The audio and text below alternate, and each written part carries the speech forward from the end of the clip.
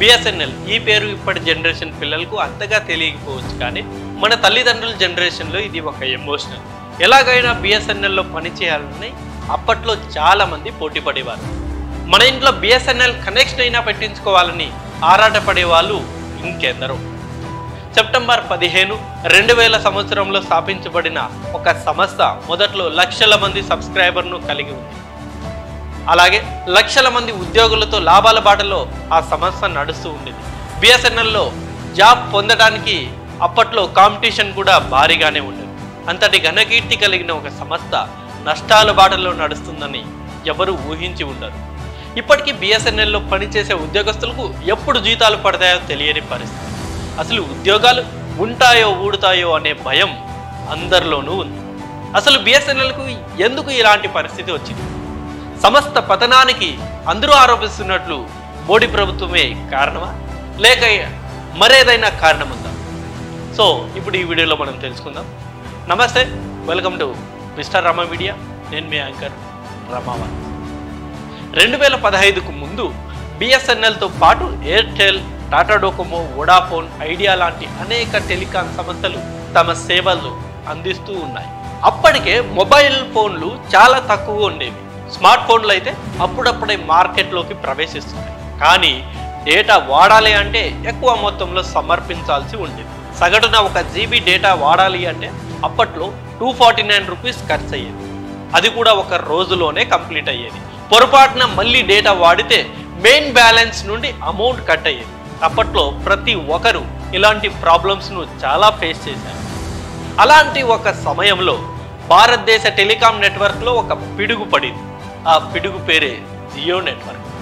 ఉచితంగా phone calls, data balance, 4G నెట్వర్క్తో మార్కెట్లోకి ప్రవేశించింది జియో.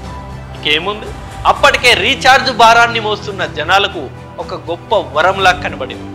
జియో సిమ్ కోసం రోజుల తరబడి మరీ లైన్లో నించొని జియో సిమ్ కొన్నవారు ఎందరో ఉన్నారు.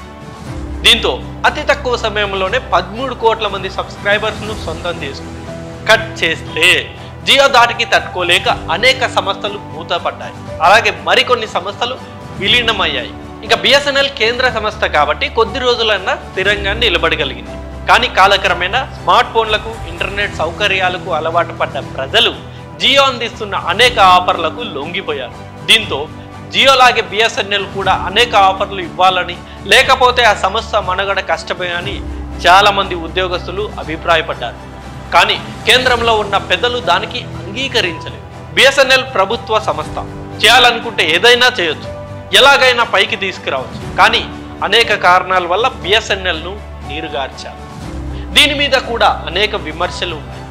కేవలం అంబానీ కోసమే బిఎస్ఎన్ఎల్ను పతనం అయ్యేలా చేశారని ఇప్పటికీ ప్రజలు భావిస్తున్నారు. కొద్ది రోజులకే సాంకేతికంగాను బిఎస్ఎన్ఎల్ చాలా వెనుకబడింది. అప్పటికే ప్రైవేటు టెలికాం సంస్థలైన ఎయిర్టెల్, జియో ఇలాంటి అనేక సంస్థలు 4Gతో సహా కొత్త టెక్నాలజీతో దూసుకెళ్తుంటే బిఎస్ఎన్ఎల్ మాత్రం 3Gలోనే ఉండిపోయింది. ఇదే ప్రజలను బిఎస్ఎన్ఎల్కు దూరం చేసింది.